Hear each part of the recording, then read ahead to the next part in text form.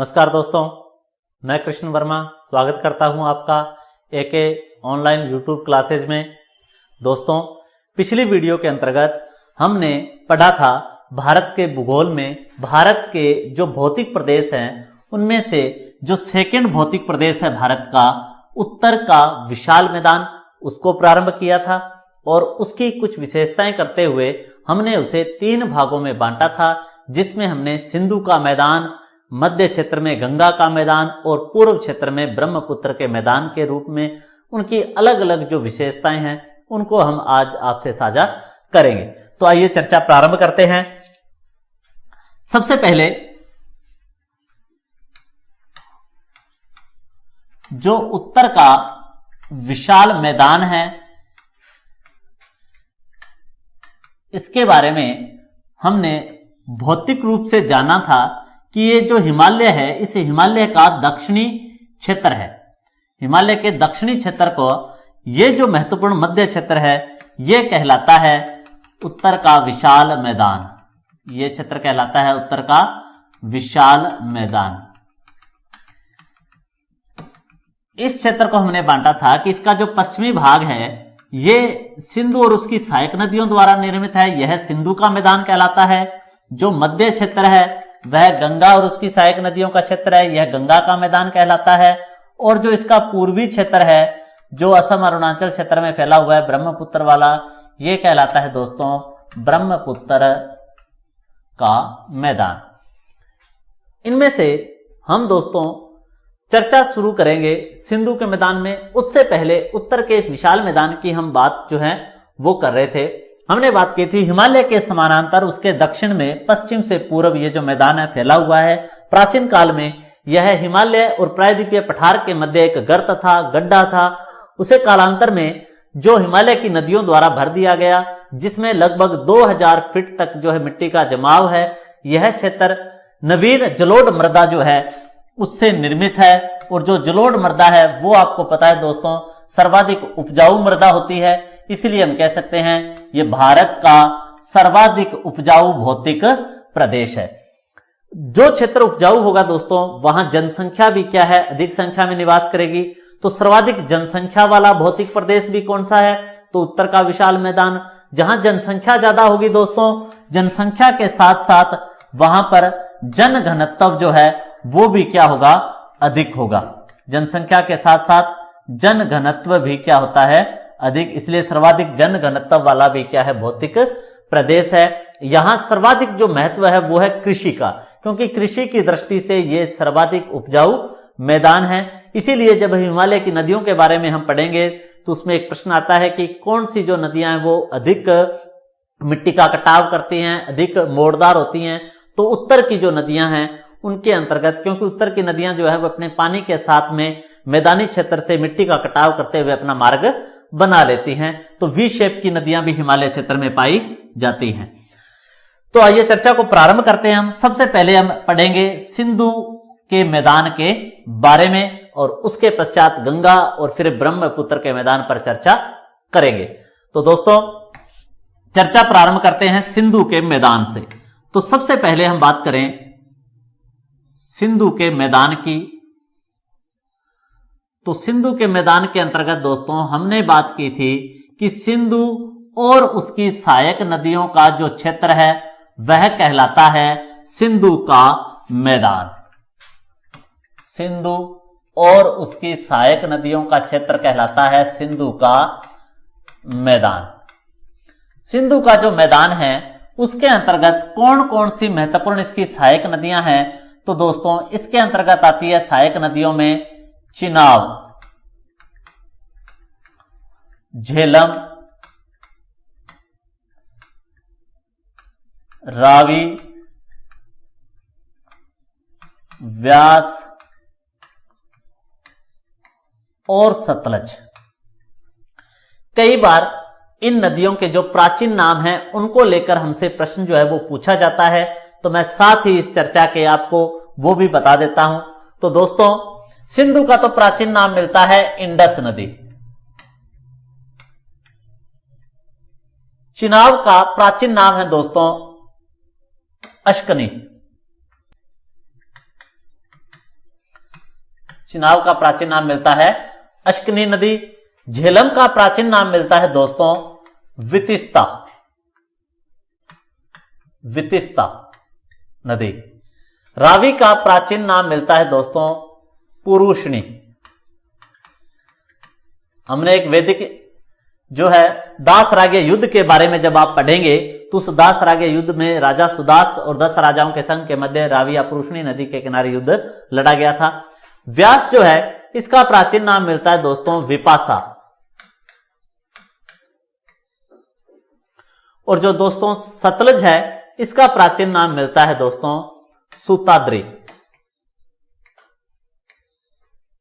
तो ये जो है नदियां, इनके प्राचीन नाम जो हैं कई बार इनके आधार पर भी प्रश्न जो है वो पूछे जाते हैं।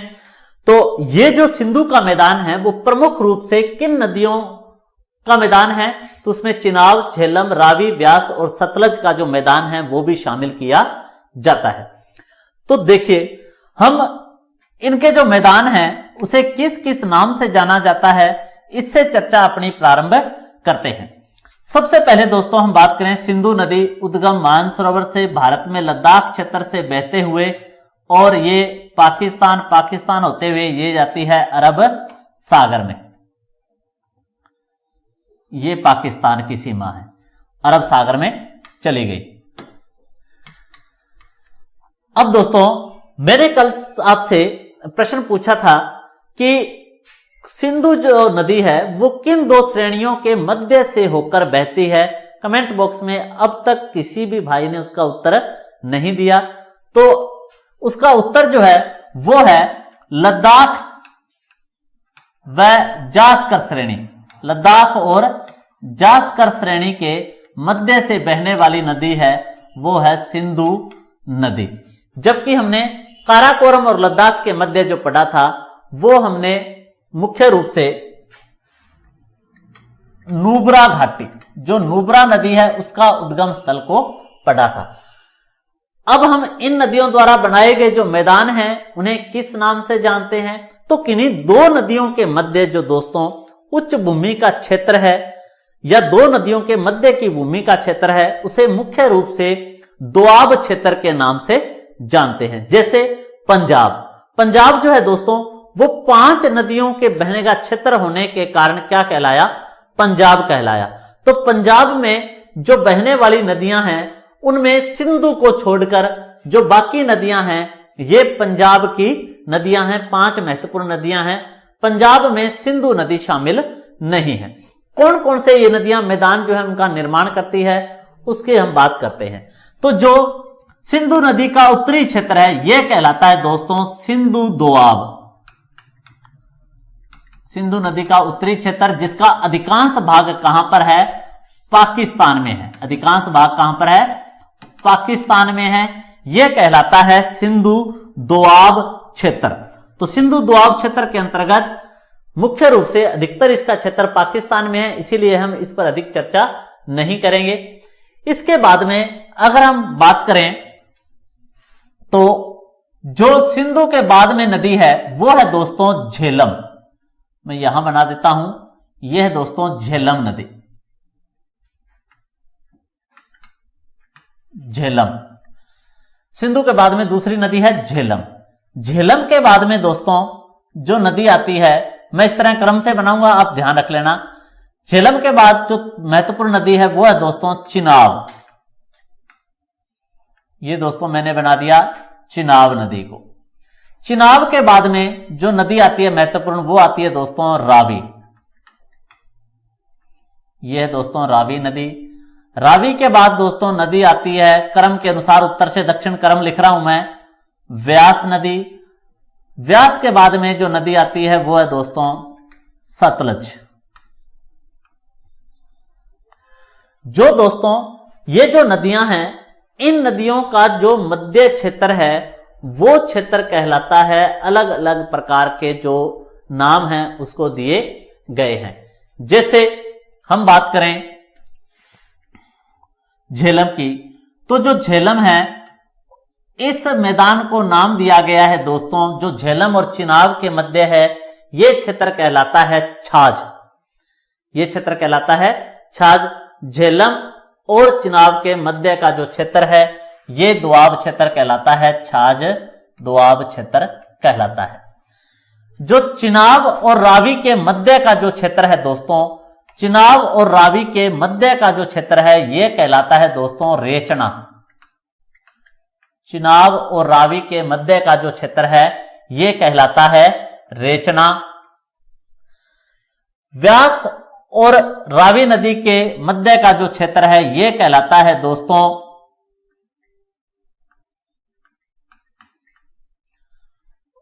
वारी।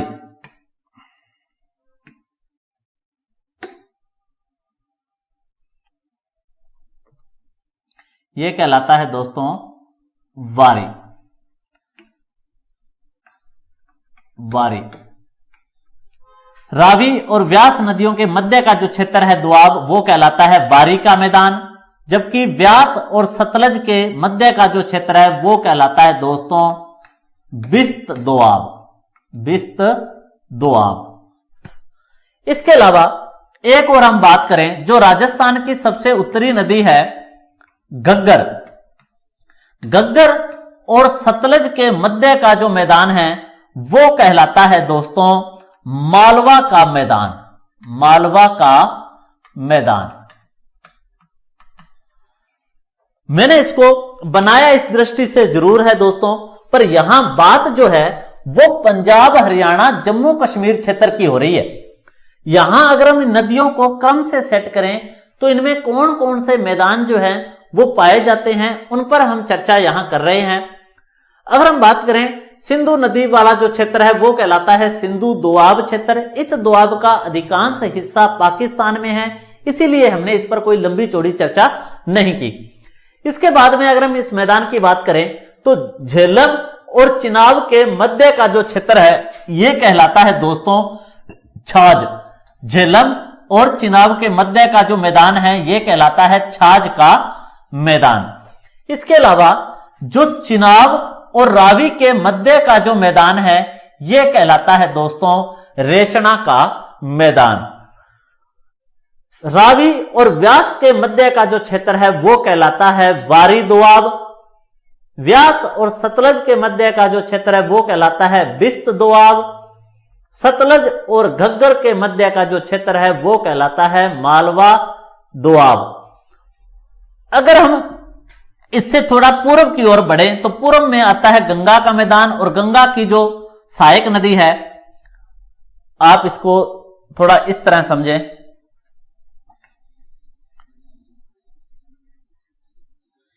कि अब अगर हम इस सतलज वाले दोआब से हमने बात की थी घग्गर के मध्य, ये वाला क्षेत्र कहलाता है मालवा दोआब।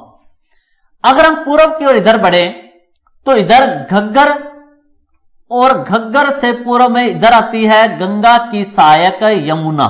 इस तरह ये यमुना है दोस्तों। तो जो घग्गर और यमुना के मध्य का ये जो क्षेत्र है ये क्षेत्र कहलाता है दोस्तों विवाड़ी बांगर, सॉरी विवाणी बांगर। ये मुख्यतः हरियाणा में है। विवाणी बांगर ये मुख्यतः हरियाणा में है, क्योंकि हरियाणा से जो यमुना है वो होकर गुजरती है। और इस यमुना के पूर्व का जो क्षेत्र है वो हम दोस्तों ये वाला एरिया पढ़ेंगे गंगा के मैदान में। तो यहां इस पर कोई चर्चा नहीं करते, अभी हम चर्चा इसी पर ही कर रहे हैं कि इस घग्गर मैदान से जो यमुना के मध्य का क्षेत्र है ये वाला क्षेत्र कहलाता है विवाणी बांगर क्षेत्र। विवाणी बांगर क्षेत्र, और यह क्षेत्र मुख्यतः हरियाणा में है। तो उम्मीद करता हूं आपको बात समझ में आई होगी। जो विभिन्न नदियों के मध्य का जो दोआब क्षेत्र है उसके बारे में जो प्रश्न पूछे जाते हैं वो प्रश्न यहां आपके क्लियर हो गए होंगे। अगर हम बात करें, मैं दोबारा आपको रिपीट कर देता हूं, सिंधु नदी का जो क्षेत्र है वो कहलाता है दोस्तों सिंधु दोआब। इसका कोई मैदान भारत में नहीं है, इसका अधिकांश जो हिस्सा है वो पाकिस्तान में है। भारत में केवल लद्दाख क्षेत्र जो श्वेत मरुस्थल है वहां से, या शुष्क मरुस्थल है वहां से होकर गुजरती है। इसके बाद हम बात करें तो सिंधु नदी के दक्षिण में नदी है झेलम। झेलम और चिनाब के मध्य का जो क्षेत्र है वो कहलाता है दोस्तों छाछ कहलाता है। झेलम और चिनाब के मध्य का क्षेत्र कहलाता है छाछ। इसी झेलम नदी के किनारे जो प्रसिद्ध युद्ध है अलेक्जेंडर अर्थात सिकंदर और पोरस के मध्य जो लड़ा गया था, जिसे झेलम का युद्ध, तथा यूनानियों ने इस झेलम को नाम दिया था हाइडेस्पीज, हाइडेस्पीज नदी। तो इसीलिए इस युद्ध को झेलम का युद्ध या हाइडेस्पीज का युद्ध कहा जाता है, जिसमें सिकंदर की विजय हुई थी, परंतु पोरस के साहस को देखकर सिकंदर ने उसका क्षेत्र वापस लौटा दिया था। तो वही झेलम नदी है दोस्तों। इस झेलम नदी और चिनाब के मध्य का क्षेत्र छाछ कहलाता है। चिनाब और रावी नदी के जो मध्य का क्षेत्र है यह कहलाता है दोस्तों रेचना, जबकि रावी और व्यास नदी के मध्य का जो दोआब क्षेत्र है यह कहलाता है वारी। व्यास और सतलज नदियों के मध्य का जो क्षेत्र है यह कहलाता है दोस्तों बिस्त दोआब। सतलज और घग्गर के मध्य का जो क्षेत्र है यह कहलाता है दोस्तों मालवा का मैदान। अभी तक आपने मालवा का जट सुना होगा, अभी आप मालवा का मैदान भी देखिए। यह मालवा का मैदान सतलज और घग्गर के मध्य में स्थित है। इसके अलावा जो घग्गर और पूर्व में यमुना के मध्य का जो क्षेत्र है वो कहलाता है भिवानी बांगर क्षेत्र। यह प्रमुखतः हरियाणा में स्थित है। तो ये जो है सिंधु नदी के मैदान के अंतर्गत आने वाला क्षेत्र है। ये जो क्षेत्र है इसका अधिकांश भाग आगे पाकिस्तान में भी है दोस्तों। ये बहुत ही उपजाऊ क्षेत्र है और भारत में अब तक जो दोआब क्षेत्र है उनमें मूलतः जो दोआब की बात करें तो वो बिस्त दोआब ही पूर्ण रूप से भारत में स्थित है। बाकी इन दोआबों का जो क्षेत्र है वो लगभग पाकिस्तान में है। बिस्त दोआब पूर्ण रूप से भारतीय क्षेत्र में वर्तमान में है। सिंधु नदी का जो मैदान है, इस सिंधु नदी मैदान के बाद में अगर हम जो पूर्व के मैदान की बात करें तो उनके अंतर्गत आता है दोस्तों गंगा का मैदान। तो अगर हम गंगा के मैदान पर चर्चा करें तो गंगा के मैदान पर महत्वपूर्ण और सबसे महत्वपूर्ण जो मैदान है सभी मैदानों में वो है दोस्तों गंगा का मैदान। गंगा के मैदान का जो क्षेत्र है उसे मैं ब्लैक कलर से डॉट कर रहा हूं।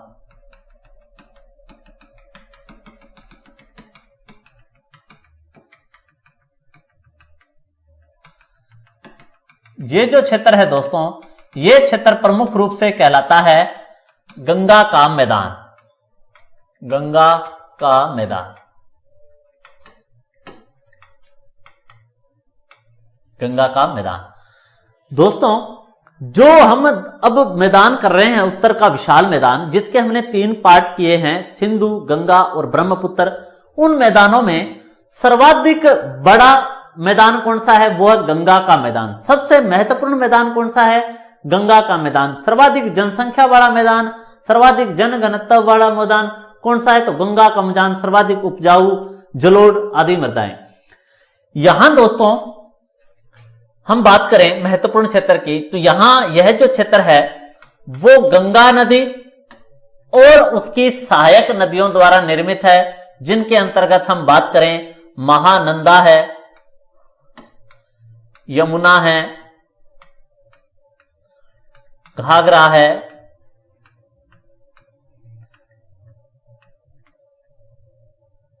सदानीरा है।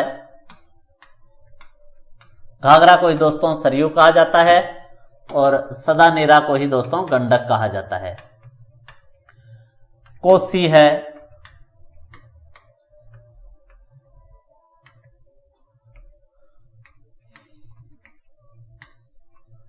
महानदी आदि। ये जो दोस्तों नदियां हैं गंगा और उसकी सहायक नदियां, उनका जो क्षेत्र है वो कहलाता है गंगा का मैदान। इस क्षेत्र को भी अलग अलग क्षेत्रों में अलग अलग नाम से जाना जाता है।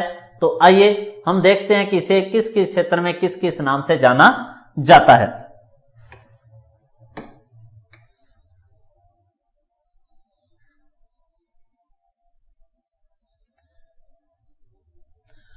तो दोस्तों अगर हम बात करें गंगा के मैदान के अंतर्गत तो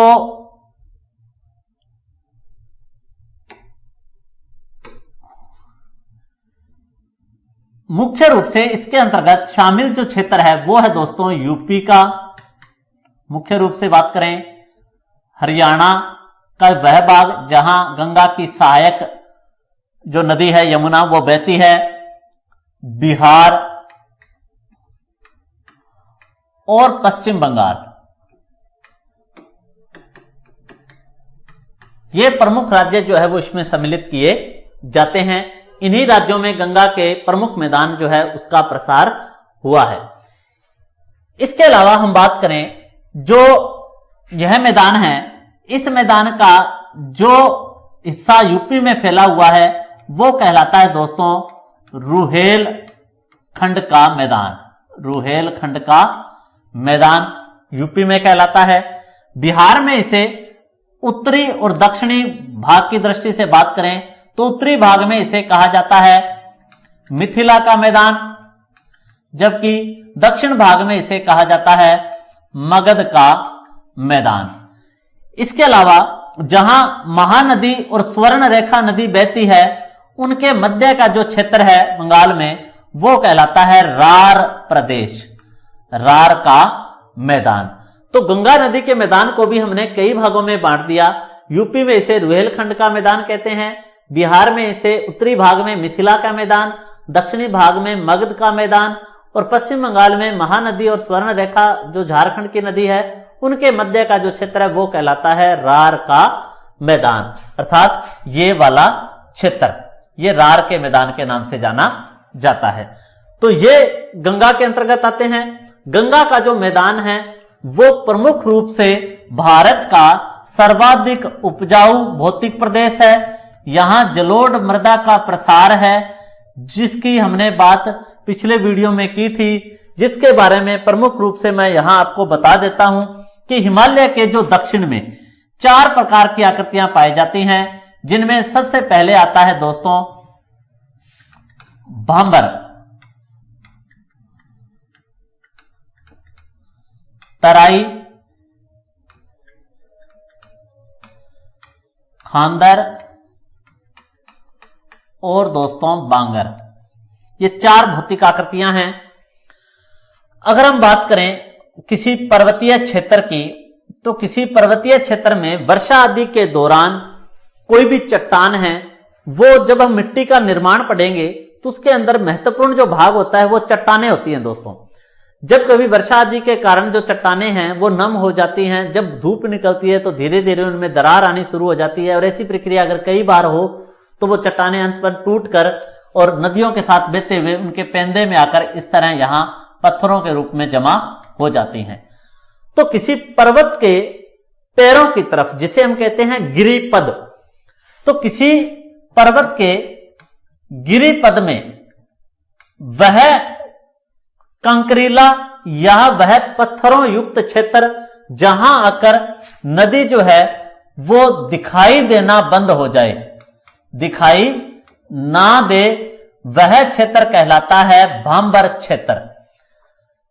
गिरिपद में या पर्वतों की तलहटी में वह पथरीला क्षेत्र जहां कोई नदी दिखना बंद हो जाए या विलुप्त हो जाए वह क्षेत्र कहलाता है भांबर। अर्थात यहां नदी बहती तो है परंतु बहती वह कैसे है, उन पत्थरों के मध्य से नीचे से होकर बहती है, इसीलिए हमें दूर से देखने पर दिखाई नहीं देती। दूसरा महत्वपूर्ण बात करें तराई की तो इस पथरीले क्षेत्र के पश्चात, इस पथरीले क्षेत्र के पश्चात वह क्षेत्र जहां नदी जो है पुनः उभर कर सामने आती है या पुनः दिखाई देती है वह क्षेत्र कहलाता है तराई क्षेत्र। यह नदियों के बिल्कुल पास का क्षेत्र होता है, इसलिए यह थोड़ा सा क्या है नम भूमि युक्त अर्थात थोड़ा सा दलदली होता है। तो पत्थरों के बाद में या इस गिरिपद के बाद में वह मैदानी क्षेत्र जहां नदी पुनः दिखाई देना प्रारंभ होती है वह क्षेत्र कहलाता है तराई क्षेत्र।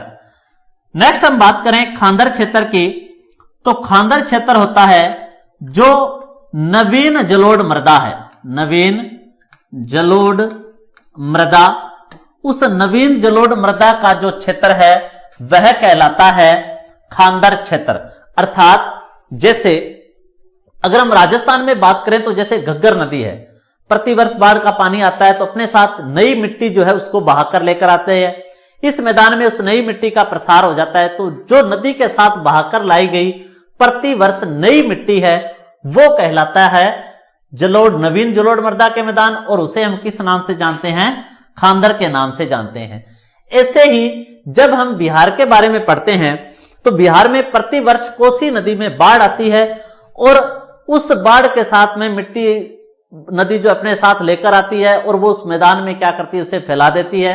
तो प्रतिवर्ष जो निचला कोसी नदी का एरिया है वहां प्रतिवर्ष नवीन जलोढ़ मृदा फैलती है, जिसे हम किस नाम से जानते हैं? खांदर।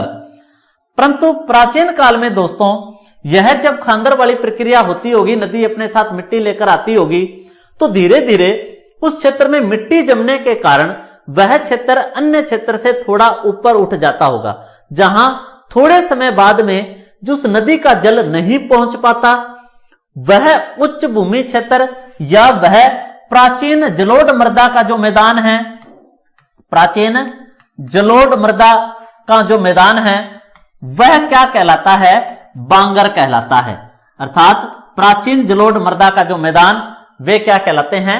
बांगर के मैदान, और जबकि नवीन जलोढ़ मृदा के मैदान कहलाते हैं खांदर के मैदान।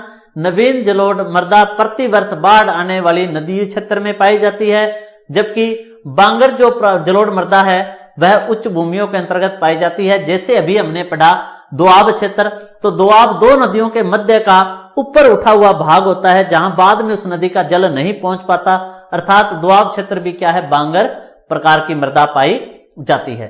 भांबर हमने पढ़ा कि पर्वत की तलहटी में पथरीला क्षेत्र जहां नदी जो है दिखाई देना बंद हो जाए उसे कहते हैं भांबर। भांबर के बाद में जो स्तराकृति आती है वो है तराई, जहां नदी पुनः दिखाई देना प्रारंभ हो। तो अगर आपसे पूछे दोस्तों कि हिमालय से दक्षिण में मैदान की ओर क्या क्रम है आकृतियों का, तो सबसे पहले आएगी भांबर, भांबर के बाद में आपको दिखाई देगी तराई, नंबर 3 पर खांदर और फिर बांगर। ये क्रम से आकृतियां जो है हिमालय के दक्षिण में पाई जाती हैं, मैदानों में पाई जाती हैं। तो यहां हमने पढ़ा गंगा के मैदान। अब गंगा के मैदान के बाद दोस्तों अब हम पढ़ेंगे पूर्व में जो मैदान है ब्रह्मपुत्र का मैदान। तो अब हम बात करते हैं यहां पर ब्रह्मपुत्र के मैदान की। तो ब्रह्मपुत्र का जो मैदान है दोस्तों वह प्रमुख रूप से बात करें तो प्रमुख रूप से ब्रह्मपुत्र का मैदान 2 राज्यों में है।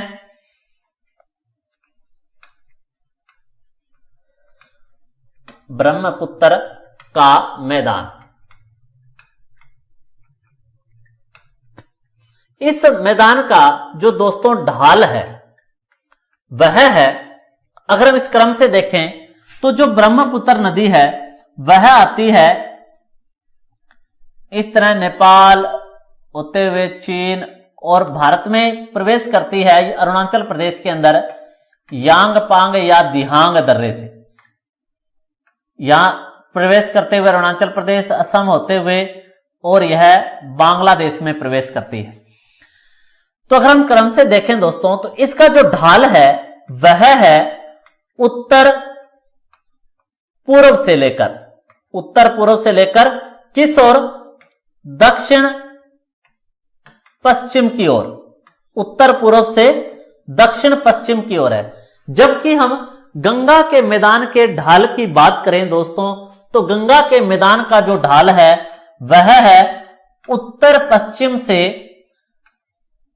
दक्षिण पूर्व की ओर, उत्तर पश्चिम से दक्षिण पूर्व, इस तरह। और जबकि ये जो ढाल है वो किस तरह है? इस तरह, अर्थात उत्तर पूर्व से दक्षिण पश्चिम की ओर है, वो है ब्रह्मपुत्र का मैदान का ढाल। जबकि गंगा के मैदान का ढाल जो है उत्तर पश्चिम से दक्षिण पूर्व की ओर है। इसका भी आप ध्यान रखें। यह जो मैदान है प्रमुख रूप से हम बात करें तो पाया जाता है राज्य अरुणाचल प्रदेश और दूसरा राज्य है यहां असम। अरुणाचल प्रदेश व असम राज्य में जो मैदान फैला है वो कहलाता है दोस्तों ब्रह्मपुत्र का मैदान। ब्रह्मपुत्र जो है यहां हम बात करें तो यहां पर असम के पास में एक द्वीप बनाती है माजुली द्वीप। माजुली द्वीप, यह जो दोस्तों माजुली द्वीप है ये विश्व में किसी नदी द्वारा बनाया गया सबसे बड़ा नदीय द्वीप है? तो विश्व का सबसे बड़ा नदीय द्वीप, सबसे बड़ा नदीय द्वीप कौन सा है?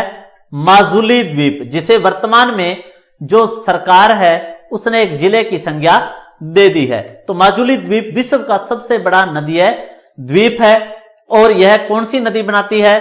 तो ब्रह्मपुत्र नदी बनाती है। कहां स्थित है? असम राज्य में स्थित है। इसी के साथ जो ब्रह्मपुत्र की एक दूसरी बड़ी विशेषता है, जब ब्रह्मपुत्र नदी यहां बंगाल के पास जब दोनों आपस में मिल जाती हैं तो यह शाखा कहलाती है मेघना। और यहां पर बांग्लादेश और पश्चिम बंगाल की सीमा पर एक डेल्टाई दलदली भूमि का निर्माण करती है। यह जो डेल्टा है इसे कहते हैं हम दोस्तों सुंदरवन डेल्टा, सुंदरवन डेल्टा। और यह सुंदरवन जो डेल्टा है यह विश्व का सबसे बड़ा डेल्टा है, विश्व का सबसे बड़ा डेल्टा है, जिसमें बंगाल टाइगर जो है वो पाए जाते हैं। बंगाल टाइगर, वर्तमान में यहां बाघों की संख्या लगभग 200 के करीब पहुंच गई है। तो सुंदरवन डेल्टा सुंदरी नामक पादप की दिखता के कारण इसे सुंदरवन डेल्टा कहा जाता है। यह विश्व का सबसे बड़ा डेल्टा है। और इस डेल्टा का निर्माण भी कौन करता है? ब्रह्मपुत्र नदी करती है। और भारत के राज्य की बात करें तो पश्चिम बंगाल राज्य में है, जबकि साथ में बॉर्डर की बात करें तो किसकी है? बांग्लादेश। तो संयुक्त रूप से पश्चिम बंगाल और बांग्लादेश की बॉर्डर पर स्थित है। तो यह है दोस्तों पूर्व में ब्रह्मपुत्र का मैदान। तो इस तरह हमने उत्तर के विशाल मैदान की हम बात करें तो उत्तर के विशाल मैदान का निर्माण 3 रूप में पढ़ा हमने, सिंधु का मैदान, गंगा का मैदान और पूर्व में ब्रह्मपुत्र का मैदान।